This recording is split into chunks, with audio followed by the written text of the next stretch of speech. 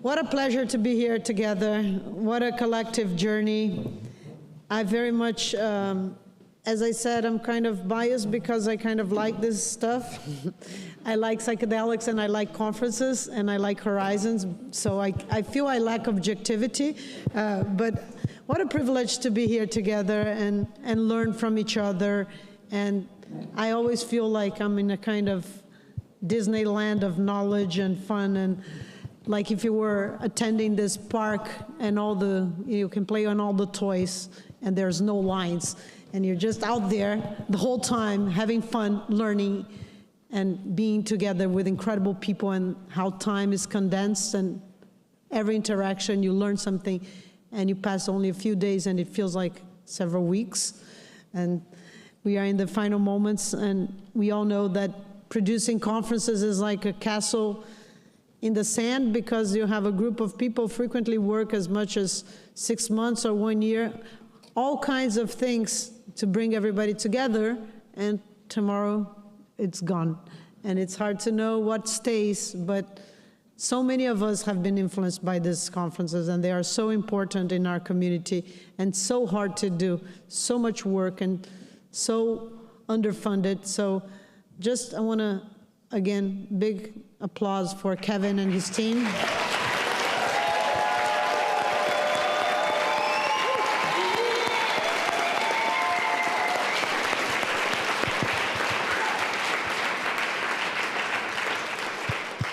We all suffered when we couldn't come last October to New York, and I'm so happy it was postponed.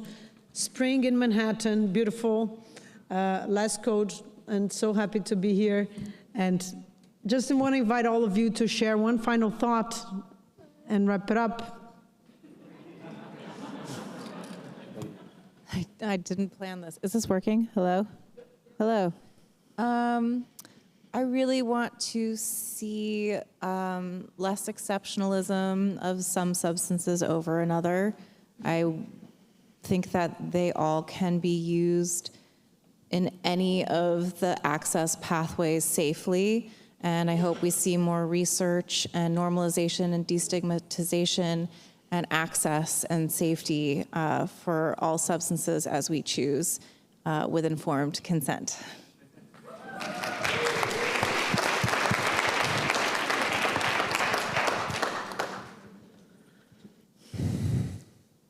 I want to say that this is, sometimes I have a lot of criticism about this field, but I also want to say that this kind of gathering is already making a difference. We are already discussing, and when we are discussing, sometimes people say, what should we do to make a difference? If we are talking about, we are already making a difference. And talking about making a difference, inspired by Bia Labate, I also want to invite you to be involved with this initiative. So if you want to support psychedelic parents, you can be in touch with us. You can donate. You can be part of Chacruna community. And I hope we can be together soon. And I hope also that we can realize that giving back to indigenous people is not a matter of talking about indigenous people and how important these traditions are. It's also to take our own responsibility and see that we have a duty. We are connected to ancestral knowledge.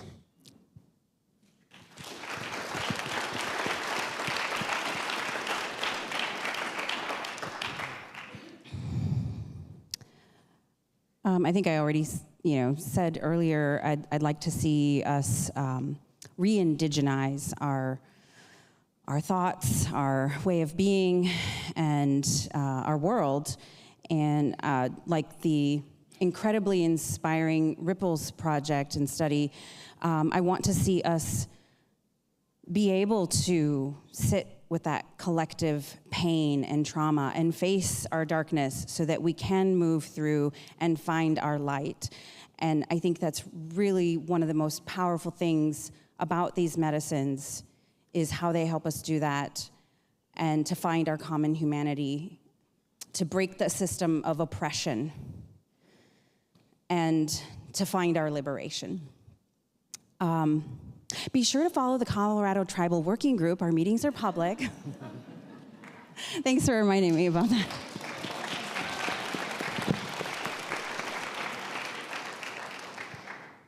Oh gosh. I've had this sort of recurring thought. I was in conversation a few days ago with some folks that were, it was a really interesting conversation, and at some point it sort of became like, well, how do we, prevent people from sort of like going about this the wrong way, and I know there's a lot of fear around sort of the medical model and how that could sort of subvert or corrupt this process, and then on the other side, there's fears of not medical model and like all the risks that come with that.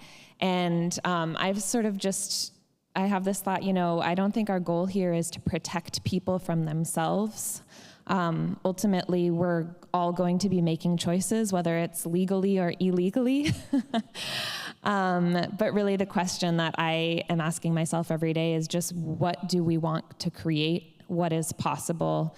And how can we be a part of shaping this towards something that is in alignment with these values of change, liberation, justice, integrity, care. And so it's just, such a pleasure and honor to be here with all of you who I see that kind of manifesting in so many different ways and getting these ideas for what's possible. So I'm very excited with my role with the Healing Advocacy Fund is thinking about how can we take what we're learning in Oregon and Colorado and help shape the process moving forward. And I just want to, thank you all again and thank the organizers for all of the learning that is embodied here. I'm going to go first because I'm scared. I was asked to remind we have to keep it short, please. Oh, I just said I was going to quickly take liberties go first because I don't want to follow you after your talk earlier. That sounds horrible. I'm just going to take a second I feel compelled to tie sort of what I've learned today back to the broader war on drugs. It's probably also because I'm sitting right here in front of my mentor, Ethan Nadelman, 20 feet in front of me. Pay attention. And that's the same prohibitions and barriers and punishments that we're talking about in this context derive from the same racism, anti-science, anti-intellectual origins of the war on drugs more broadly. They apply to all substances. People come from different cultures. They have different bodies. They use drugs in different ways. And all the things that we need for liberation for parents, protections for parents, for culture, for research apply to everything. So I hope we liberate a piece of it here and then it moves to transform a broader liberation related to drugs.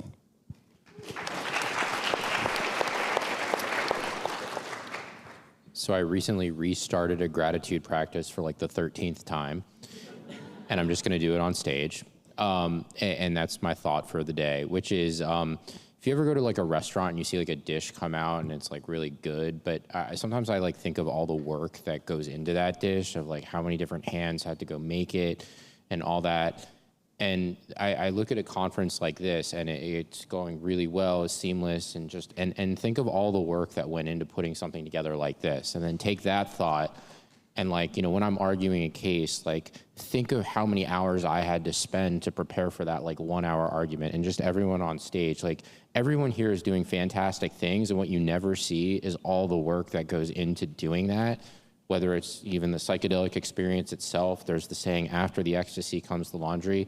Life is work, and that's the enjoyable part about it, and just think about that.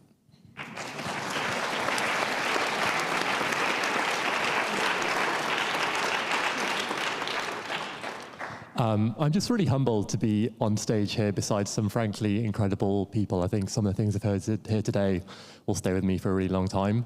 And we're talking about this idea of psychedelic exceptionalism, and I don't know if psychedelics are exceptional, but frankly, some of the people who work in this space and on stage here with me are incredible. And I think sometimes we lose sight of the psychedelics are doing a thing, but really it's the people making the change. And that's what I'm coming away with today.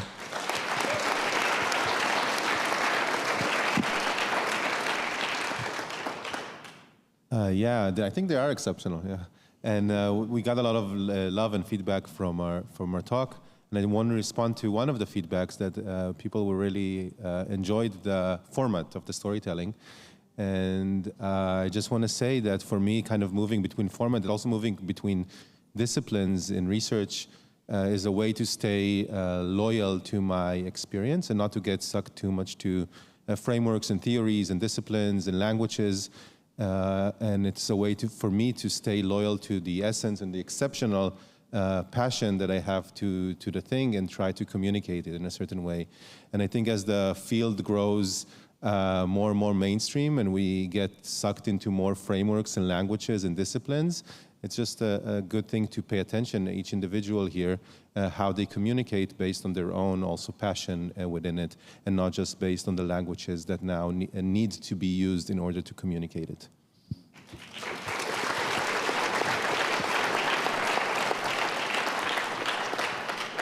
The last thoughts that stay with me is that I'm deeply grateful for this community again that dives into those questions and holds the space for those conversations. And yeah, kudos for all the hard work putting up a conference and maintaining a community that's passionate around this theme, and the call to you guys to seek out maybe allies, partners in different places where specifically access and resources not available. Share what you have gained so far of knowledge as power. It is power. Because, yeah, we will need it to cross borders as we do other things that cross borders.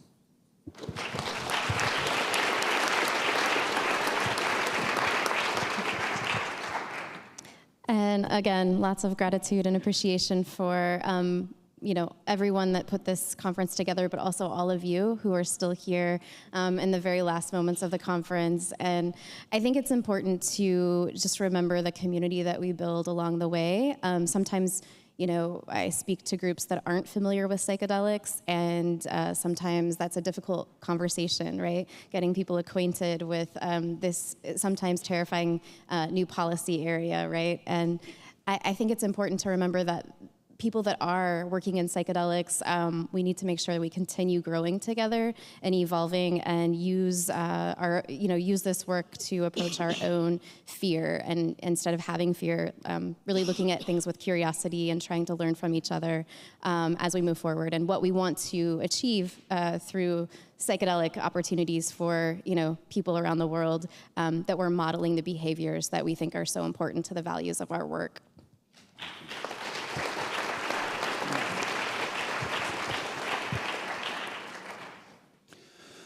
As very much a newcomer, I want to express deepest gratitude to everyone whose sacrificed knowledge and acquired wisdom has enabled me to use a brief stint within the world of officialdom to give some amplification to all that has been done well before me.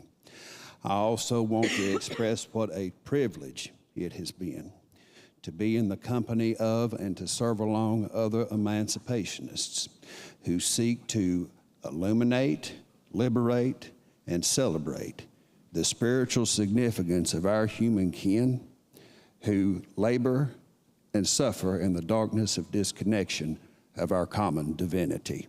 It's been a pleasure to be with you, and thank you.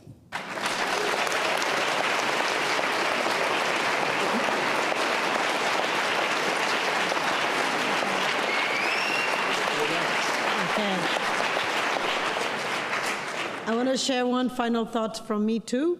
I come from the world of ayahuasca, as some of you know. I made a joke that I was fanatical about ayahuasca. Now I'm not more. I'm fanatical about chakrina. I don't know if it makes sense. But anyway, in the world of ayahuasca, we say, you can have beautiful visions, or you can have incredible experiences and see other worlds and have encounters. But then you have to go back and do what people call homework. Integration. And I think it's the same for these conferences. We learn a lot, we meet a lot of people, we have a lot of ideas, and the invitation is now that you hold all of this that you learned, and all of these encounters, and all of this cards that you got, and all of these hallway conversations, and ask yourself, what am I gonna do? And how am I gonna contribute to this movement? And how can I serve and not, complain and be unhappy about what's lacking, but how can we make a difference? Thank you. And thank you, Bia.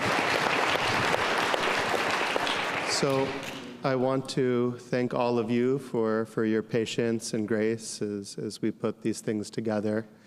I, of course, want to thank the team, all of the people who are behind the inboxes and meetings and systems and platforms and phone calls and text messages, who operate the machine. Slack. I don't know that I'm thanking anyone for Slack messages anytime soon. And yet, it does take a lot of work to put these moments together. It is not unlike the psychedelic experience itself. You're going to get out of it what you put into it, not just in that moment, but as Bia put it, in the time afterwards.